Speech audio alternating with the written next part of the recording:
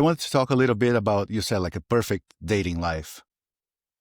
What's your opinion on that? Like, what is the perfect dating life for a man according to evolutionary psychology? Because there's a lot of debate if humans are promiscuous, if they are monogamous, serial monogamy. What do you think is the most correct answer?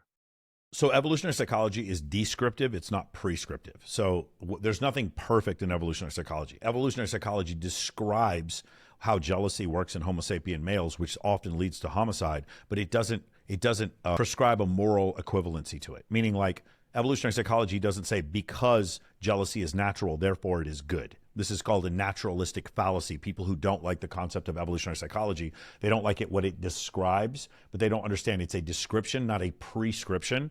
And so because of that, a lot of people get the concept misunderstood. In general, what does evolutionary psychology describe as the journey for the Homo sapien? It is a life of polygyny interspersed with small periods of monogamy.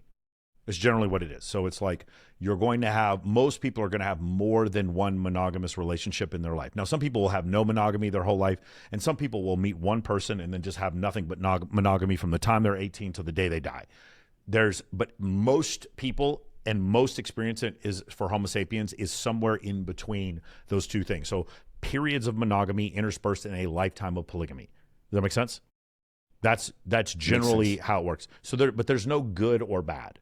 And this is pretty controversial for a lot of people. You're not good because you chose to settle down and get married, and I'm not bad if I chose to not settle down and get married.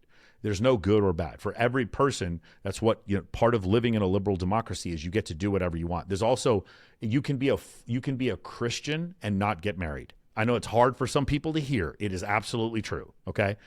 And also, the institution of marriage has been kind of perverted and bastardized in the last, let's say, the 1970s, where in theory, it's a beautiful idea. In practice, it's become this wasteland. It's become, 56% divorce rate.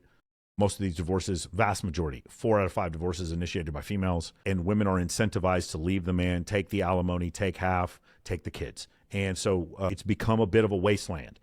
Marriage is not the contract for men that it used to be. The men don't get the things out of the contract that they used to get. They're basically getting sex with one woman, and she doesn't have sex with other men, and then these women are still having sex with other men. And you're able to get that. You're able to get that fecundity. You're able to get that loyalty even if you don't get married. So if you're a man who knows how to generate attraction, so marriage is becoming a worse and worse deal. I'm not saying don't get married. I'm just saying in general, if you look at what men get out of marriage, it's way less than they did in, say, like the 1950s or the 1920s. So